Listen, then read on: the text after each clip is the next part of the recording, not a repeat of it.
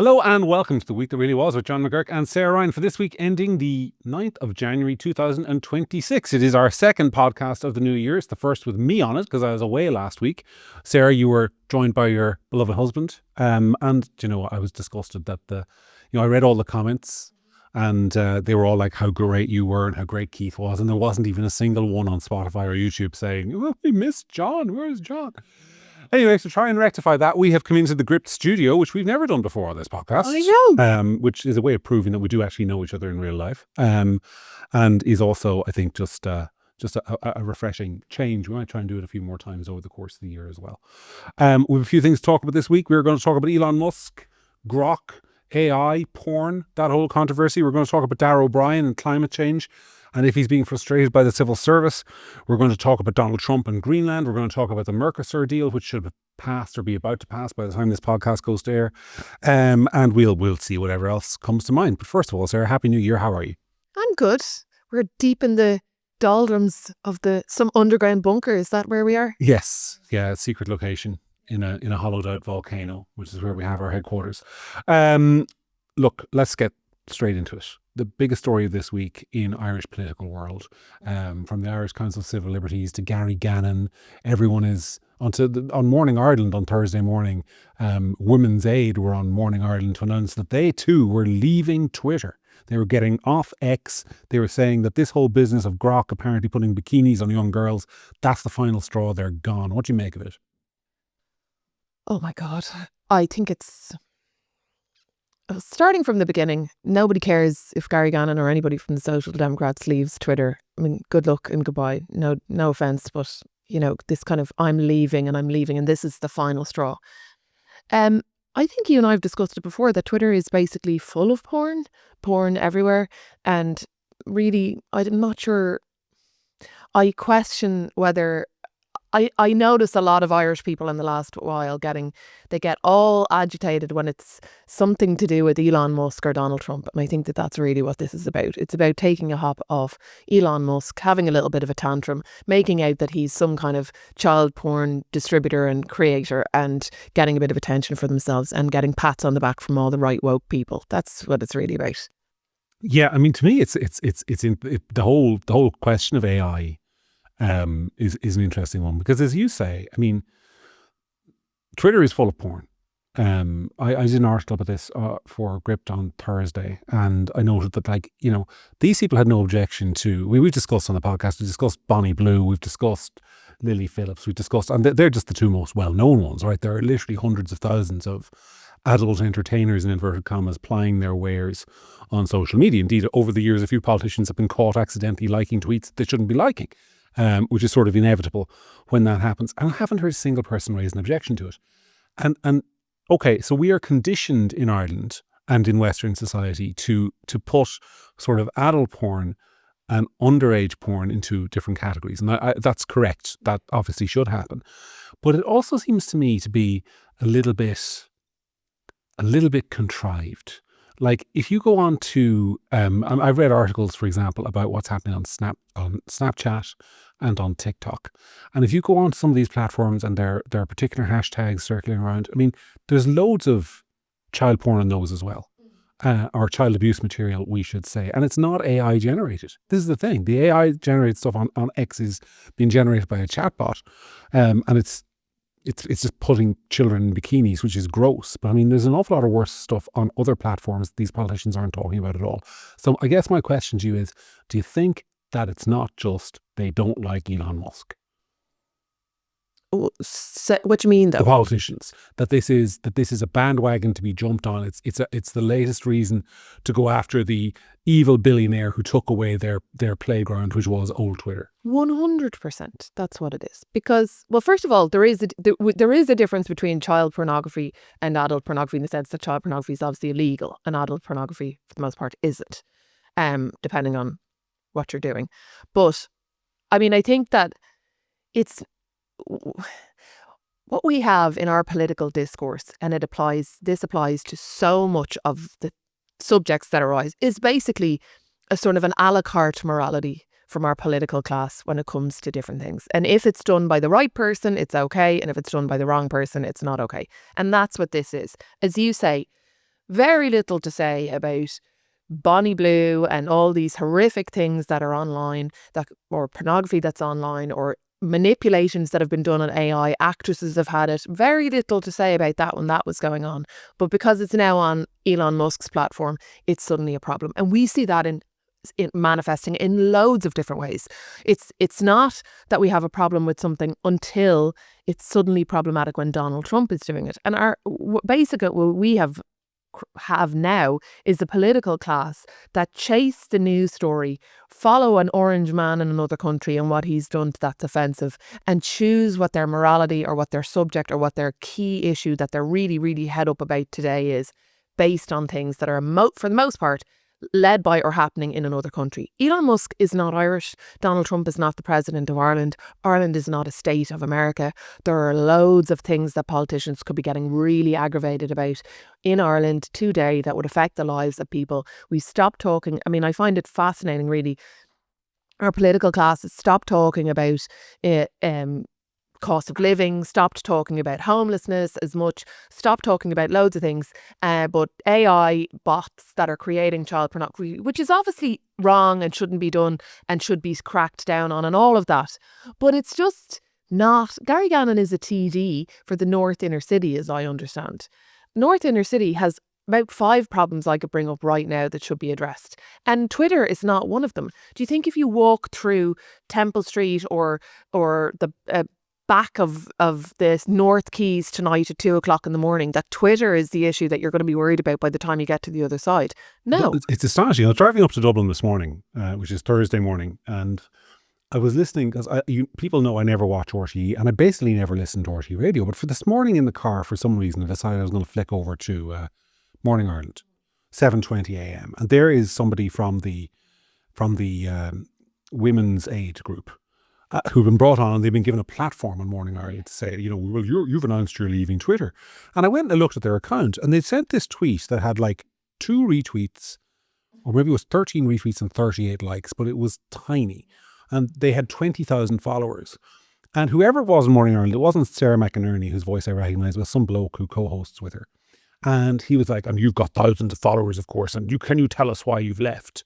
And of course their answer was, well, it's this, but this is the final straw now. This is the end of it, what they've done. But it's also, I mean, it's the anti-LGBT rhetoric. It's that X is no longer a safe space. It's so on and so forth. And I was just thinking to myself, how is it that this tiny government taxpayer-funded NGO, whose tweet announcing that they left Twitter got like 13 retweets, is suddenly being plastered onto the national broadcaster's flagship morning radio show, when you've got 100 people out there with like far bigger follower accounts saying far more interesting or controversial things that might get a discussion going. And that is what RTE is presenting as a problem. And the reason it interested me, Sarah, was that it was followed up or preceded, I can't remember the order, it was either followed up or preceded by a discussion about the Mercosur trade deal. And they had a lady on from UCC who's like a professor of agricultural economics. And her basic message was, it's grand. It's not going to be too bad. It's going to be fine. And then earlier on in the week, you had the big hoo-ha about the immigration numbers. And it was, the immigration numbers are down a little bit. There's progress being made. Then we had the housing figures being announced. And again, the media emphasised there's a slowdown in the rate of increase. And it just strikes me in Ireland that every single story that is potentially affects the government or our politicians in a negative way, the mainstream media put the most positive spin possible on it. Whereas you got something like this, which is an AI bot, which is doing something that absolutely shouldn't be doing, which is removing clothes from children. But that is an international crisis that requires political action and political attention. But sorry, I know I'm going on a bit, but I want to finish the point by saying this, which is that this is not just an Elon Musk problem. It's not just a Grok problem. It's an AI problem. And it's a problem with human logic, because we all know, and sorry, I'm going to risk sounding like I'm defending paedophiles here. I'm absolutely not. But we all know that there are 14-year-old girls out there who look 25. And we all know that there are 25-year-old women out there who kind of look a lot younger than they are. And we're asking AI to exist in a world saying, if a 25-year-old person, that's okay to undress or pornify, but a 15-year-old person isn't. You're asking AI to conform to a human lack of logic, not logic at all. I mean, we have created this world, and now we're complaining that the wrong guy's tech platform is just taking us to the logical conclusion. That's how I see it. But it's also where, the logical evolution of AI is going to be that it's going to be manipulated for bad, and that there are bad people, and there are people, men mostly, who look at child pornography, who fall down the hole, as they say, of watching child pornography. And AI in their hands is obviously in some cases going to be abused. But again, I'm not saying that that's not an issue. Of course, that's an issue that should be addressed. And as like you say, nobody's defending paedophiles. What the point that we're trying to make, I think, and we're agreeing on, is this: is that is a small part of what should be the entire political narrative story this week. And the amount of time and energy and effort and government speaking time, we'll call it, to the media that it took up was completely disproportionate to what it should have been. And as you say, the media then give a soft touch, don't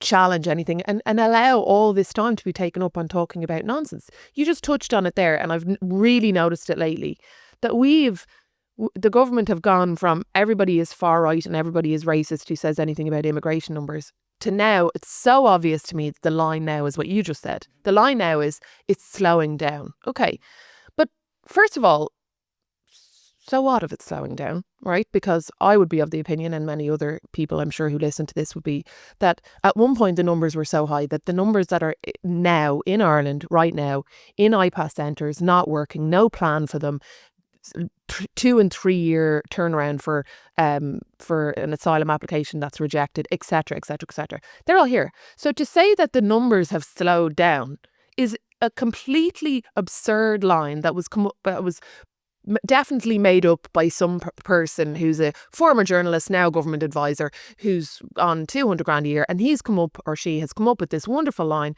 which is the numbers have slowed down now. And that's what we'll say to everybody, because that's the kind of that's the killer blow that stops any debate about immigration. Well, it isn't actually. So it's slowed down from what? 20k to 5. So what? We have no facilities for these kind of numbers. We don't have a facility for a quarter of the numbers. And I don't think that the media should be allowing the government to kind of flatten the conversation about immigration with a stupid line like that. Yeah, but they do it in everything. Like, it's like the cost of living. When we had a hyperinflation a couple of years ago, people will remember that inflation was running at like 7-8% for a couple of years in a row. And then, of course, inflation slowed. And they're like, well, we've gotten inflation under control. Yeah, but you haven't reversed it. So you're still paying massively higher costs than you were a couple of years ago. It's just that it's not increasing anymore, and that's a win. Look, my last comment on the porn thing, which I just think, because you touched on it and you triggered something in me, which because I often talk about this, because you're a barrister, you're down the courts, you see this stuff. I obviously run a media outlet. I see a lot of it as well, which is this mitigation that comes up in child sex images cases all the time of he fell down a hole. Which basically, if you think of what does that mean, it means that he did. It's in translation. Tell me if you think I'm wrong. He didn't start with the kiddie stuff, right? That it was a progression from one thing to another. And it seems to me that in relation to our whole discussion on this, like, I don't know why progressive people are so unwilling to just come out and say outright, porn is generally bad for society. Even if it's legal, it's bad for society. I mean, they've no problem saying about alcohol, right? Alcohol is legal, but they've no problem saying, well, alcohol abuse, like, use less of it. Or cigarettes are legal, but they're really bad for you. Like, why are they so unwilling to say porn consumption? And I don't come at this from a Catholic religious perspective, by the way. I come at it from a human perspective. Porn consumption is bad for you. It warps your sexuality, and we should have less of it. Like, why are they so unwilling to say that? Is it that they think it would make them uncool? Yeah, I mean, we've said before, this is a government that is really comfortable telling you eat too much, you do too much, you drink too much, you do this, you don't do this, and you don't do that. But they're not willing to talk about the porn. I mean, it's the same as you. It's not a Catholic, Christian, religious thing that I come from, that I think that Bonnie Blue is, and that kind of stuff is really bad for society. I think it's bad for boys. I think it's bad for girls. One thing you did say, and it is true, that a lot of people fall down a hole, you know, on the internet, and they're lonely and they're depressed or whatever. But there's also people who walk among us who are, you know, normal guys who have a life and who are also addicted to porn and look at child pornography. And you don't stumble across child pornography. Of course, but it's also a documented phenomenon. It's a documented phenomenon that people, like, start off maybe in their teenage years watching, you know, very, in inverted commas, vanilla porn. And then by the time they're 18, suddenly it needs to be like orgies that they're watching, and then that progresses to ever more hardcore stuff. Totally. And that's actually been established by studies that have been done in America. There's this really good book, I've mentioned it on the podcast before, that I read a good few years ago now, but it was called Make Love Not Porn, and it was about the effects on boys in particular who are exposed to porn too early, and erectile dysfunction basically becomes a part of their life later, because it just the way the human sexuality works is that it has to be more, you know, and real women are no longer enough for them. But the thing is that no politician ever talks about, and you don't, maybe it is, as you say, you want to be cool or whatever, but I don't think porn is cool. But also nobody talks about the fact that there is impacts on societies, on women and boys, on their sexual relations with each other, on their sexual relationship with each other, how they interact, what's expected, what's not. Like, this isn't my opinion. On marriages, on relationships. If you want to like Reddit or any of these forums, and you just read like the relationships forum, every day there's some woman on there who's kind of like, my boyfriend is addicted to porn. Yeah. And it destroys her sense of confidence in herself because she doesn't feel like she's enough for him. And like, it does so much damage in so many fields of life, and it's kind of like a silent epidemic that no one talks about.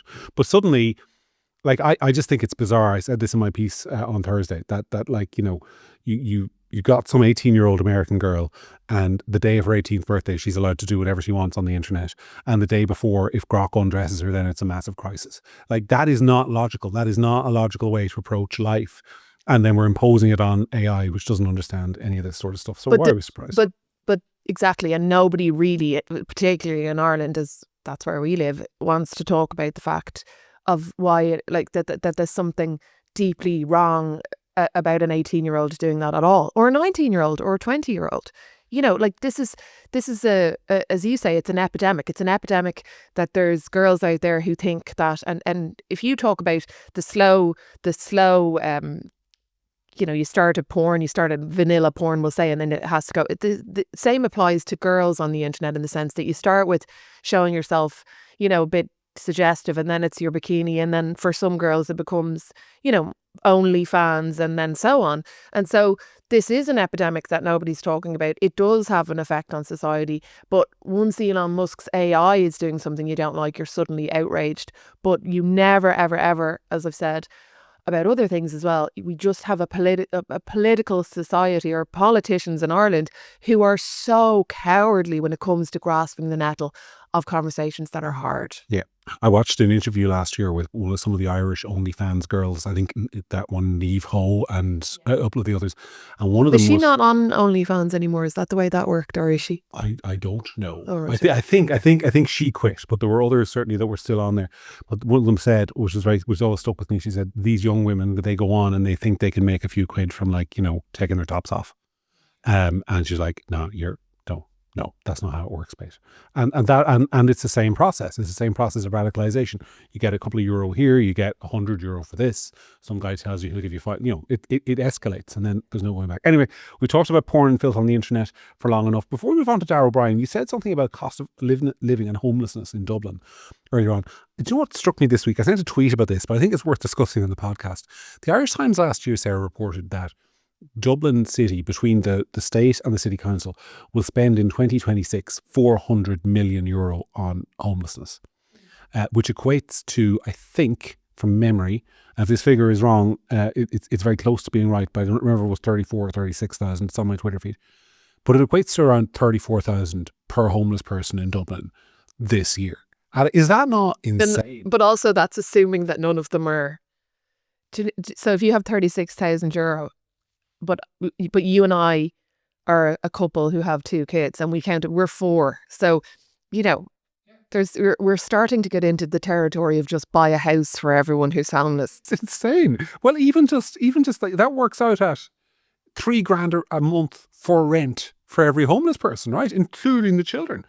Like, just give them the money towards rent. It's insane. But is it not? My point is that it's the 400 million is not about solving homelessness. It's about sustaining the homelessness industry, right? Because how many people are employed in the homelessness industry? It's insane. But this is the thing that makes me insane sometimes when I'm watching debates, and there's a few people and politicians who I know, who I have texted afterwards, and they'll go onto a talk show and they'll say something about NGOs, and some cock of the hoop presenter will say, well, name an NGO. Well, the GAA, name an NGO that you'd get rid of. And they never have an answer.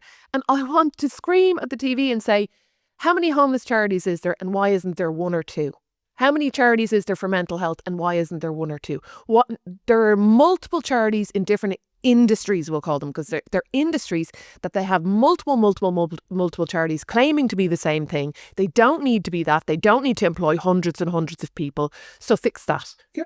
I saw a tweet from another NGO this week. This is what prompted it. It was one of those Hope Not Hate, whatever they're called, Mark Malone, whatever that guy, whatever NGO he works for.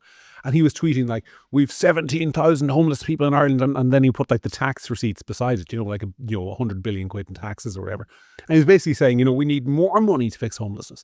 Like if you are spending 36 grand per homeless person, which you are, and those people are still homeless, and you've got like 7 different homelessness charities at minimum receiving state funding to provide services, you are no longer trying to solve homelessness, because if you can't do it with those kind of resources, you simply can't be trying.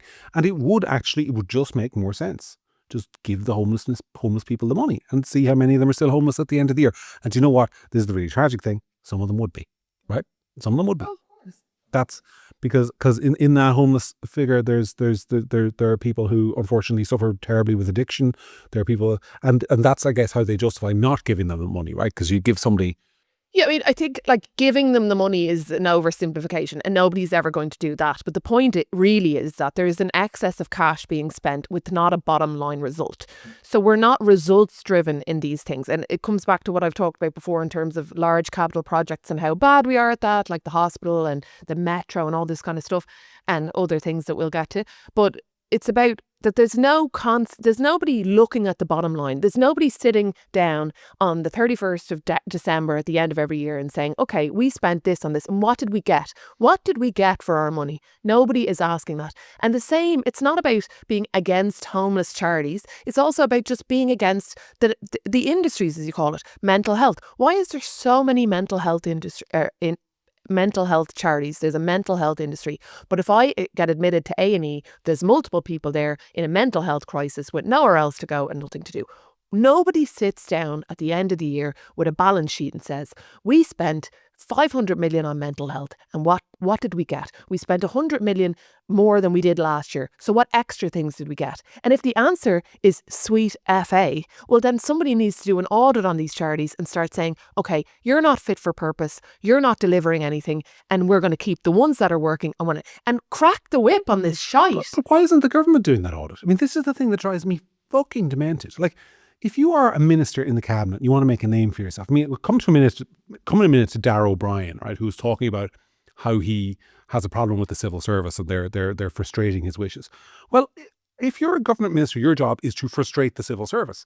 Your job is to say to them, come in here now, you work for us, I'm the people's representative, you work for us. How is it that we are spending 400 million euro on homelessness in Dublin? How is it that we're spending 36,000 euro per homeless person when that's more than a lot of people in actual houses earn annually? How are there still so many people homeless? Can you explain that? And if they can't, you change the policy. I don't think it actually occurs to any of these people running the country to even ask those questions. They're just happy to be there, getting to be a minister, basically. That's what I think is the problem. Well, I don't mean to be personalised about Darragh O'Brien. I will be in a minute, but I just mentioned him in the context of something else. But it's the entire cabinet, and it's not just Fianna Fáil, Fine Gael. It's the entire political culture. I'm not confident it would change if Sinn Féin were in office or anyone else. I think different, actually. I think at least Darragh O'Brien is calling it out, because I think sometimes if you're being frustrated by the civil service, the last option for you is just to say it publicly and hope that something might be different afterwards. But I mean, I take your point that a lot of this is, somebody said to me recently about our podcast, and they said, and this is a politician, and he said, even if there was 2 by-elections tomorrow in where you live and where I live, and you and John both got elected as TDs, you'd be able to talk, you'd be suddenly not able to say the things, not able to call it out. And that right there is the essence of the problem. But why did he think that was? Why did he think that was? Yeah, I'd like to think. I mean, I'm not running for election anytime soon, folks. It's not going to happen. But I'd like to think if I was elected, I wouldn't do that. But if you're elected as an independent TD and you just went into Leinster House, you're just going to shout about things. You're not going to have any power. Fair. I mean, I think people, the political structure is set up against politicians, as you say, and then you become a councillor and you think, oh no, I want to be a TD, and then you become a TD, and then you think, well, I'll finally make it when I become a minister, and then you become a minister and you go into a department where you realise the department is run by civil servants. They tell you what's what, and you desperately try and get one or two things passed just to save your political career and make it look like you did something. I mean, Jennifer O'Carroll McNeil is a good example of somebody like I'm quite impressed, and I hope that regular listeners of this podcast will appreciate that I have been nothing but critical about the Children's Hospital and annihilated it. But she's the first minister I've ever seen coming out and saying, well, BAM aren't delivering, BAM aren't here, there's not enough people on site or whatever. At least she's calling it out. But for the most part, they just hide, because I think that it's set up that being a minister is like the holy grail. And then once you're in there, I mean, I don't know, I've never been a minister, but like it feels like you get brought into a room and told, here's what's going to happen, buddy. We're doing this and we're doing that, and you're going to say this and you're going to say that. Well, that is what happens, I think, a lot of the time. But just before I come to that, because like I went back to this idea of, the duty of a politician. I think politics is ultimately about advancing ideas. And maybe I'm naive, but I think it's about getting in and advocating for a way to govern the country that is either the way it's currently being governed or a different way.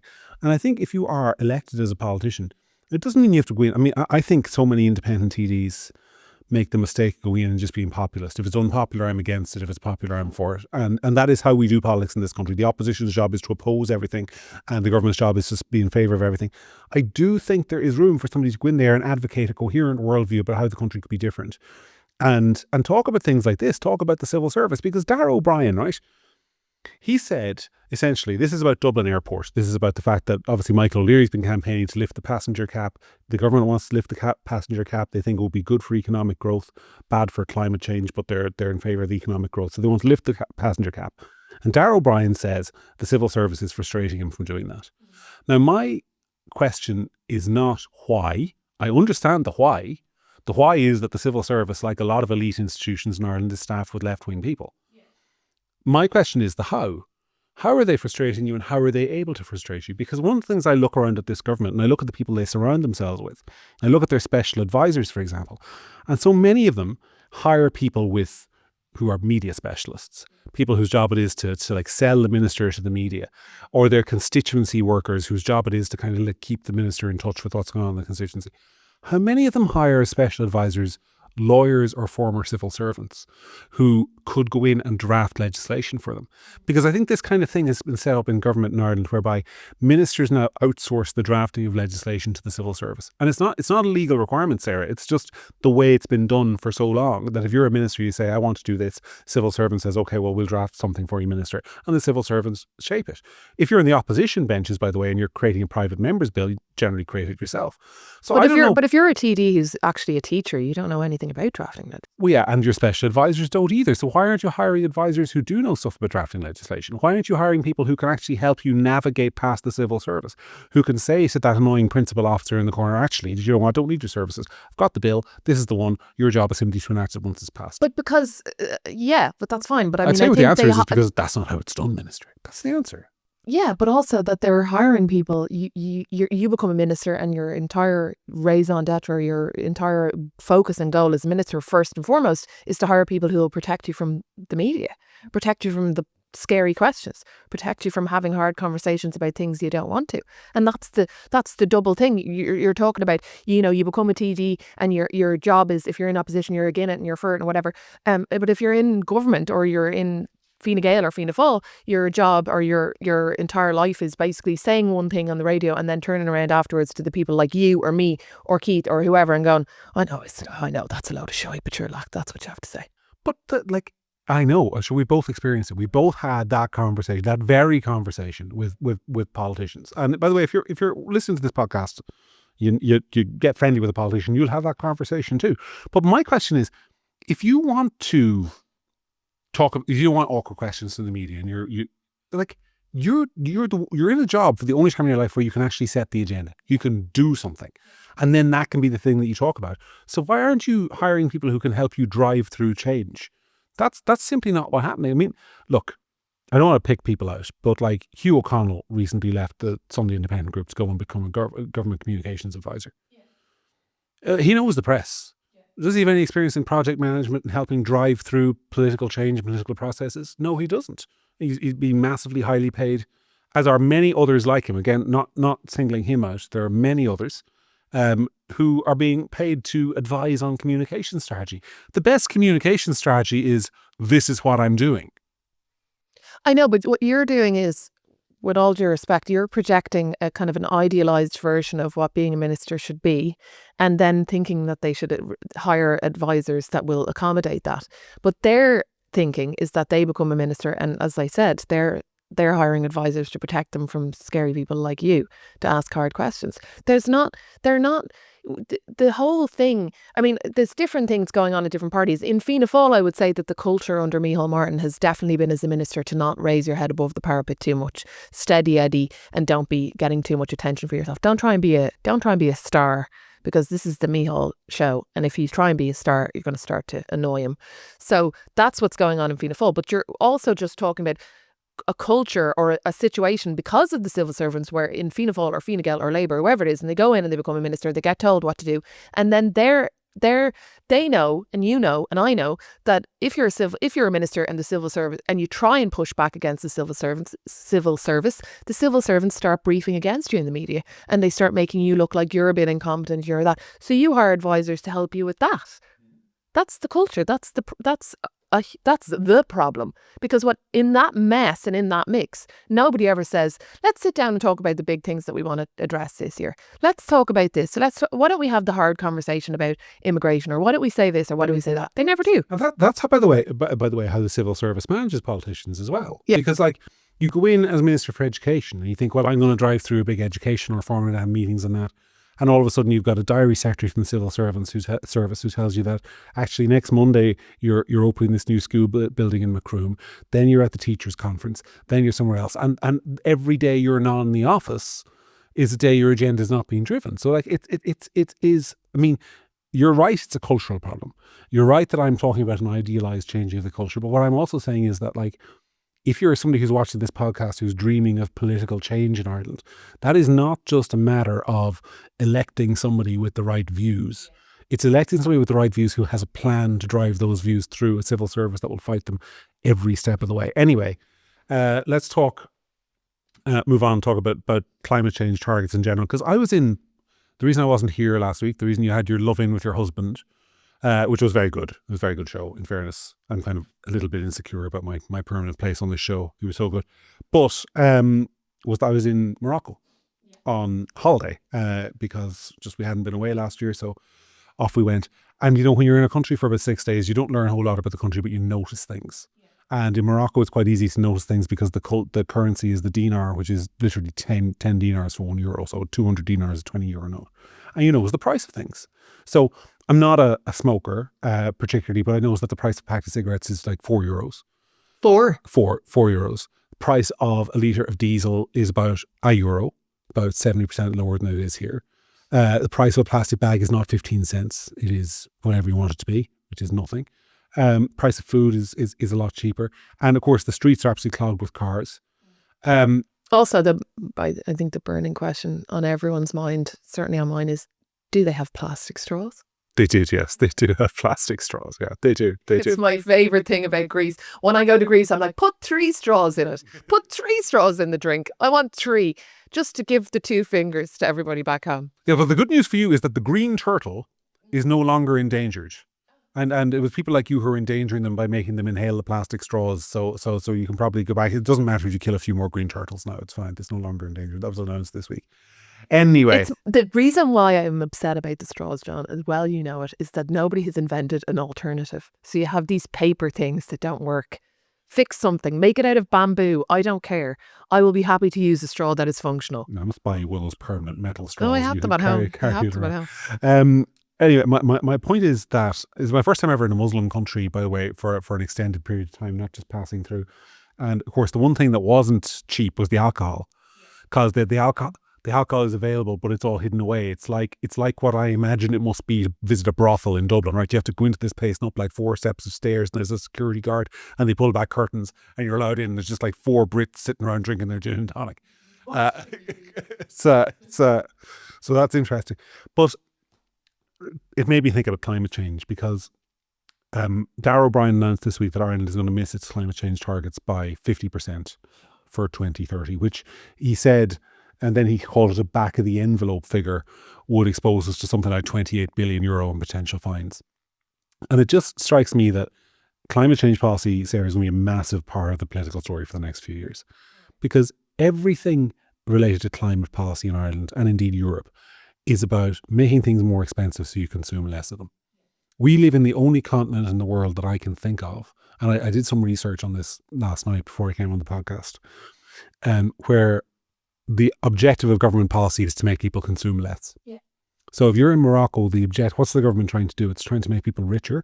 So it's trying to get them to consume more stuff. It's trying to make cars cheaper. It's trying to make cigarettes cheaper. It's trying to make, everything that people might want cheaper and more affordable. If you're in Japan, where the price of a litre of diesel is something like €1 as well, it's the same story. In America, Donald Trump is all about bringing down the prices. In Ireland, for the past 20 years, we've tried to make everything more expensive. We've tried to make electricity more expensive so that you use less of it. We've tried to make cars more expensive so you drive fewer of them. We have tried to make diesel more expensive, home heating oil more expensive, plastic bags more expensive, buying bottles of water more expensive because now you have to pay the 15-cent return. We live in a country where the objective of government policy has been to drive up prices, and it's been openly articulated. This isn't a conspiracy theory. If you listen to what Eamon Ryan says, it's about supply and demand and creating the green economy and reducing consumption. And we talk, you said at the very part of the podcast about the cost of living crisis. It's not a cost of living crisis. It's a cost of government crisis. And it's a pan-European thing. And it just strikes me that there's a huge gap in the market to talk about it, and nobody is. Yeah. Yep. I mean, I was reading the other day about, we're obviously in the middle of a kind of a cold snap, or hopefully at the end of it, and our heating decided to break right at the cold snap. And boy, oh boy, is that house cold. And I was saying to Keith, because we have a fire as well in the living room, and I don't light the fire all the time, but I was lighting the fire. And I was saying to Keith, at night, every night, our 3 kids got into the bed with us because it was so cold. There's a thermometer on the wall in my daughter's room. It was 8 degrees in her room. It was cold. And there are old people in Ireland, who suffer that kind of level of coldness for economic reasons because they can't afford it. And you forget. You walk into your house, it's warm. You take it for granted. But our house has been freezing for days, and you suffer, and it's horrible. And there are old people around Ireland, and that conversation kind of seems to have withered away a bit. There was a lot more talk of it last year, and the government kind of act like, that's all been sorted. But you're right. If you're an old person and you do a weekly shop and you heat your house and you have a pension, and you drive your little car to the Tesco or whatever, the Lidl, to get your food shop, and you sit there and you watch your telly, every single part of your life has become more expensive because of green initiatives. Yeah. And I think that needs to be talked about more. And I think that you're saying, I don't fully agree with you in the sense that you're saying, it was articulated by Eamon Ryan and whatever. But I still think it's done sneakily. Oh, well, it's articulated. I mean, if you have to listen to Eamon Ryan to hear it. Sorry, I keep giving it. No, I don't mean that in a bad way. I mean, you have to actually go and listen to him give a speech where he lays it out. It's not the kind of thing he says on the 6-1 News, right? But by the way, Sarah's cold snap at home prepared her for this studio, which is absolutely freezing. So she's currently just tortured across there. So if we wrap this up a little bit early, it's because my co-host is literally freezing. But what I'm saying is that it's not really part of the conversation. If you're an old person sitting there, as you say, and who watches RTE, these things have been added by stealth. Nobody has the conversation. No government minister sits down and says, actually, by my calculations, if you're an old person and you spend X on your electricity, X on your gas, you have home heating oil, you drive your car, as I said, to Tesco, 15% increase in every single cost of living that you have are all down to green initiatives. Not cost of living, not inflation, not any of that. Government initiatives that are designed to be green. That's the percentage of increase in your cost of living. That's part of the problem. What's the percentage on petrol if I go and fill my car with petrol that's actually that's going to the government. Do you know what I mean? So 65% of it, 65% of it is excise duty directly. Then there's a VAT on that. Then there is the carbon tax. Then there's a couple of other levies as well. But it works out at well over half of the price of your litre of diesel or petrol is tax. And the person who's this made up person, but there's loads of people like this, and a lot of, I've said it before on the podcast and I'll say it again, a lot of people are single income. They're single people. They're single elderly people. Everybody's always talking about this, the old couple. That's two incomes. The single person who's running a house on their own with one pension, man or woman, is getting nailed by green initiative things that are made up in a room by a bunch of cool Eamon Ryan types with no consideration for the bottom line of what of the impact, I should say, that has on the bottom line for an old person living in a house. The other thing is people are afraid to speak out about it because they're told, right, this is for the planet. Yeah, it is, you're making your sacrifice for the planet. And that's what, when you go to a country like Morocco and you see that the entire country is basically covered in cars, right? People are driving around. And then you look at, and I was looking at some fuel prices internationally, right? So you're paying in Ireland, I got this in dollar form, because dollar is the easiest way to standardize across currencies. So in Ireland, you're paying the standard for a litre of petrol, not diesel, petrol is $2.28. So in China, which is the largest and most heavily populated country in the world, it's $1.33. So you're paying literally almost 1.5 times as much for petrol in Ireland as they're paying in China, the most populous country in the world. And it's cheaper again in America, which is another 300 million people who are driving around in massive gas guzzling cars, paying about 80 cents per litre. And you're paying 4 times what they're paying. You're not saving the planet. Climate policy in Ireland is not going to save the planet because the climate does not only exist over Ireland, it's a global thing. So what we've done is we've adopted this incredible approach where we've basically said, well, we'll be an example to the world.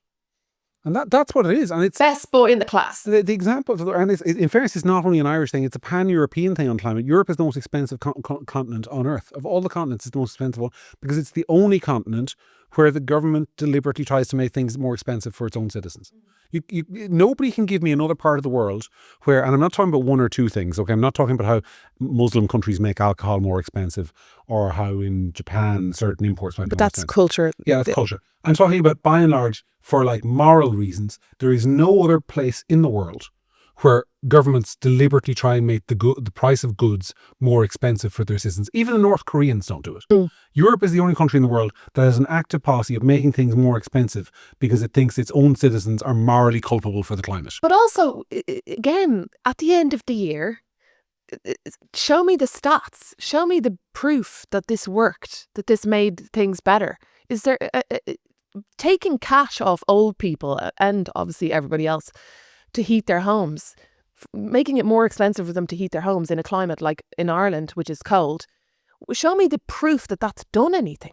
Is there a magic well somewhere in the world that you pour cash into and the globe says thank you and gets better? There's no evidence. I've never seen the evidence that taking money off of people to heat their homes is making them heat their homes less. It's just making their life harder. Yeah, look, the other thing, of course, is that the effects of climate change, as we're told, they change. They keep not happening. Well, look, in my lifetime, in Ireland alone, I have been told that climate change will mean it snows more. Climate change will mean the end of cold winters. Climate change will mean really hot summers. Climate change will mean really wet summers. Climate change will mean really dry summers. Climate change. Every single possible negative prediction has been made. The Arctic ice caps will be gone by 2012. They'll be gone by 2013. They'll definitely be gone by 2015. It is like, you can't tell me what the impact of climate change will be, but you're telling me that me paying 3 times what an American is for my diesel is going to save the world. Save it from what? But I'm sorry, that makes me sound like a climate change skeptic. Maybe I am one. But even take that away. Assuming the climate change is happening, the climate is changing, right? The issues that arise in the world as a result of climate change will not be fixed by any of this stuff. They'll be fixed by innovations. They'll be fixed by people coming up with ways to take carbon out of the air. They'll be fixed by people coming up with ways to protect coastal areas from flooding with engineering structures. I don't even know I'm not an engineer. But innovation is going to be what fixes this, not starving your granny of food so that she doesn't freeze to death. It's garbage, it's performance, it's sanctimonious crap, it's trying to be the best boy in the class to Europe, telling everybody that you're doing good things, targets for nothing, and making your country suffer for no reason. This reminds me of what I wanted to talk about. I didn't write down at the start. And Sarah and I discussed before the podcast we were going to talk, but I left this off. But I want to talk about Micheál Martin going to China. Because you mentioned about best boy in the class, right? So Micheál goes to China and he basically stands up there and he's there with Xi Jinping's officials. And he's like, China is a peaceful country. It's an inquisitive country. I can't remember the phrase he used, but I mean, you'll find it on Gript and in most of the media. He basically is like, China is wonderful and we love it here in China. And I was like, first of all, did you notice that while he was in China, back home on Virgin Media, the opposition politicians were lining up to tell him what he has to say to Donald Trump when he goes in March. Right? He's got to stand up to Trump on the human rights. He's got to lay down the law over Gaza. He's got to tell him hands off Greenland. We'll come to that in a little while. And there he is in China, a country which occupies Tibet, represses the Uyghur people, is the world's leading sponsor of kind of animal poaching. If you like your rhinos and your elephants, well, the Chinese are the people who cut their horns off and cut their tusks off and grind them up into little teas so that impotent Chinese men can get erections. That's what they do. They kill tigers, they pollute the oceans, they're threatening Tibet, they are a massive exporter of cybercrime and intellectual property theft. And if you want to find a country that regularly disappears political opponents, it's China. And there's Micheál Martin in China kind of going, isn't it grand to be here? Aren't you all great? And like, this is the same country that will lecture every other Western country on everything. But when it comes to China, he just went over there just to have a grand old time for it. Like, why am I the only person in the media who spots this? Or am I? Well, you are, because I'm an observer of the media and I didn't see any mention of this. I just saw that everything was great. But this is another example of, it's like China is like Twitter. And then later, if something happens, then it'll be all, do you know what I mean? Then it'll be all her. I mean, Ireland should have a relationship with China. That this is a diplomatic relations should be good. And that's all the kind of usual dancing around. But like... Yeah, I just want to say, by the way, I'm not a hypocrite because I have been on this podcast and I have said many, many times that I think that things like the Occupied Territories Bill are whatever you think about the war in Gaza, that the Occupied Territories Bill is just economic self-destruction and that the government should be circumspect in international relations. And I stand by that. What I'm not saying is that Micheál Martin should have gotten over there, taken out his baseball bat and held it over Xi Jinping's head and said, I'll whack you if you don't stop abusing the Uyghurs. That's just going to damage Ireland. But it was the sycophancy that when he went over there, he got down and gave the Chinese a good lick. That's what he did. Maybe he was feeling guilty. Do you remember that time years ago he tried to do an impression of wasn't it that he'd met somebody from China and the media asked him a question and then he did a Chinese accent when he was doing an impression? Rings a bell. Yeah, people should Google that. Maybe he was feeling guilty about that. I'm really glad to revive that because it's really embarrassing. But he definitely was asked a question and then he did, what would consider today to be very politically incorrect impression of a Chinese person speaking. Pretty sure. But that exception aside, that Chinese exception aside, like coming back to the climate change thing and being the best boys in the class, like it is. Why are we so obsessed with it? It's like the Occupied Territories Bill itself is a kind of like Ireland showing moral leadership on the global stage. The climate change thing, Ireland showing moral leadership on the global stage. This week, Neil Richmond gave away 100 million quid of our money. Did you see that story to a bunch of NGOs? Ireland showing moral leadership on the global stage. Just fix the fucking problems we have in this country. Why is that so? Because this is easier. Moral leadership is easier than, people, if you start saying hard things, people might get upset with you and shout at you, and that's terrifying. And they want, I don't know, they want to not have hard conversations. So this is easier. Going to other countries and talking about the problems in other countries is way easier than coming into Dublin 1, wandering along the boardwalk of the Liffey and taking a look around and addressing some of the problems that are right there. Indeed, it is. And because moral leadership is easy, and because we have 10 minutes left, I am now going to show some moral leadership. Just let me clear my throat. Donald Trump is very wrong to be threatening the territorial integrity of the Kingdom of Denmark. Respond. I don't take it seriously. You don't. Why don't you take it seriously? You think it's all a big joke? No, I don't think it's a joke, but I just, my approach to Donald Trump from the beginning is that you don't take him literally, but you don't not take him seriously, if that makes sense. Yeah, but what does that look like in the context of Greenland? What does not taking him seriously, not literally, actually look like? Well, I don't think Donald Trump is going to invade Greenland, if that's what you're asking. I mean, taking a step back, because we haven't even talked about my husband's bizarre... Oh, yeah, the Oracle. The Oracle. The Oracle, Keith Redmond, yes. Yeah, so last week on the podcast he said that he thought... What did he say exactly? I can't remember, but... He said, basically, I expect in short order to see Donald Trump take action in Venezuela. Then we published the podcast, and like literally 3 hours later... Yeah, it was literally 3 hours later. And people said to me afterwards, they were like, when did you record it? Honest to God, it was... No, I can confirm that. I know when they recorded it. We have it as a matter of record. But I just think with Donald Trump, people like you don't get it. Like, he's just, he's when he was a peacetime president and had never done anything and had never started any wars and had the least amount of wars started of any other president, nobody ever gave him credit. Now he's starting to do military slightly interventions, and all of a sudden he's the big, it's terrible, and everybody's horrified. I just think I don't think Donald Trump gets everything right at all. My position with Donald Trump from the very beginning was that the march in the other direction was just so horrendous, and Kamala Harris was such a horrific concept that stopping the march in the direction of woke and continuing all of that crap that they wanted was good for the world. Will Donald Trump bring new and bad directions on some things? Sure, but I just think the kind of outright, Donald Trump could come out next week with a cure for cancer, and the international media would still find fault with it. Yeah, but I think I'm accused of having this TDS. And look, I don't act. To be fair, I don't think you do. Not by you, but like he's already. I can see him there in the comments. He's already typing the TDS, done it. TDS, it's terrible. Right, I'm accused of having it. Right. Well, So Trump puts out this tweet this week, and it says it's just a big picture of him basically, and the map of North and South America, and it's like our hemisphere. And he's talking about the Don Roe Doctrine, which is an update of the Monroe Doctrine, which basically said that the Americans have sole dominion over the Western Hemisphere, North and South America, and the Europeans can feck off, and this is our part of the world. And he's basically saying, I'm revamping that. But what does the existence of our hemisphere imply? You're a smart girl. Smart woman, not girl. What? That he has control over it. Yes, but it also implies the existence of their hemisphere.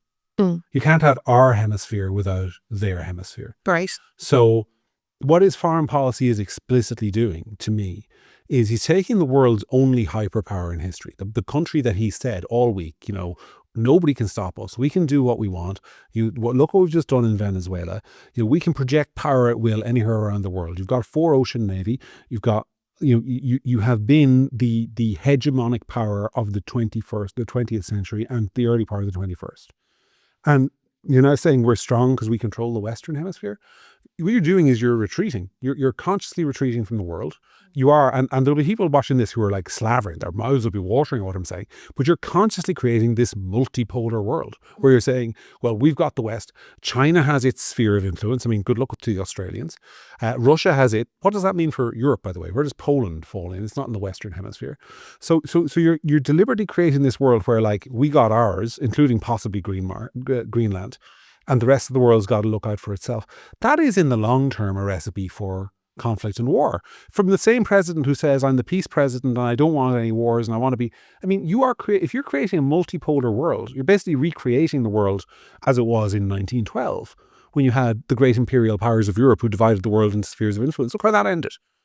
But again, that comes back to my point that I think Donald Trump writes a lot of nonsense and there's a lot of pompous stuff, and he has, 3 years left in his term, and I think he'll say things and he'll do things, but I think that a lot of it is not to be taken literally. That's what I think. I mean, I think that's the way he's always been. Don't underestimate him, for sure, but don't take everything he says literally. That's just the way I've approached it. And I said to somebody the other day who is... rabidly anti-Trump or whatever. And I said, like, we don't... not taking everything Trump says literally makes you a happier person. Like this business, there's a lot of people whose entire day is ruined by what the orange man is doing in another country. They wake up in the morning, they're foaming at the mouth by lunchtime. Oh my God, what did he say? Did you see what he said? I don't care. I don't live my life by every single thing that Donald Trump says. But like Pat Kenny and the Irish media and whatever, they would not be having, let's just say Pat Kenny show or another, I was listening to it one day, and say there's 10 spots, say there's 10 subjects that he talks about, and like one after the other was variations of Donald Trump. I don't care that much. Obviously, it affects the world and all of that, and you can blow it up and make it as jobs are going to start being lost in Ireland or whatever. But at the same time, you have to have a bit of perspective and say, you live in Ireland, we have our own problems, and your entire day, mood, media, and whatever shouldn't be waking up in the morning and checking what Donald Trump has had for breakfast and then living your day accordingly. But that's not really my issue. Because I actually have no problem with going through the list of Donald Trump things and assigning them good or bad. Donald Trump on immigration, good. Donald Trump on transgender ideology, good. Good. Donald Trump on Iran, good. Donald Trump on Venezuela, good. Donald Trump on Ukraine, bad, in my view. Donald Trump on Greenland, bad. Donald Trump on tariffs, bad. Yep. Like, why can't we have, I mean, there are people... We don't have that. That's my point. And that's exactly the thing that, you know, people will talk about TDS and whatever, is that what you're saying there is actually the proof that you don't have TDS. But what we live in Ireland is a country. Like, I remember saying to somebody one day about Donald Trump, it is my understanding, increased the budget at one point for feminine hygiene products in women's prison, and that there was a real shortage, and then he was like, what's that about? And just said fine, and we quadrupled the budget for feminine hygiene products, right? And the person that I was talking to couldn't even accept that was good. If you can't accept, and this is, I'm not saying you have a TDS, but I think we have a media that has TDS. And if you can't accept anything that he's ever done, you know, right, and you can't say this good, that good, and you want to talk about him all day, it's boring, it's fanatical, it's not useful. No, but I completely agree. But there is the inverse of that. There's the inverse of that, which is the people, and they are out there and they are legion and they write to me. And look, I love some of you and I value your communications, but it is no matter what Donald Trump does, and say something they would have opposed before he did it, or say it's something they instinctively oppose, and you say to them, well, this is bad, isn't it? They're like, 4D chess, you know. It is trust the plan. Trump has a plan. It is the abandonment of critical faculties on the right, the sheer tribalism, which is a response to TDS. Well, we can't ever criticize him. Yeah. Like, that's what bugs me. But that's hard. That, in fairness, right? That's really difficult because for a long time, a lot of these subjects, but let's just say Donald Trump and immigration and transgender ideology and all of these different things, you're sitting there and you're willing to concede some territory and say, okay, and a lot of these people, they're just not. So when you're arguing all the time with people who will not concede that Donald Trump didn't roll over a tortoise with his car when he was 17, or, you know, they just won't give an inch, you become, and that's exactly where we're at, that nobody gives an inch.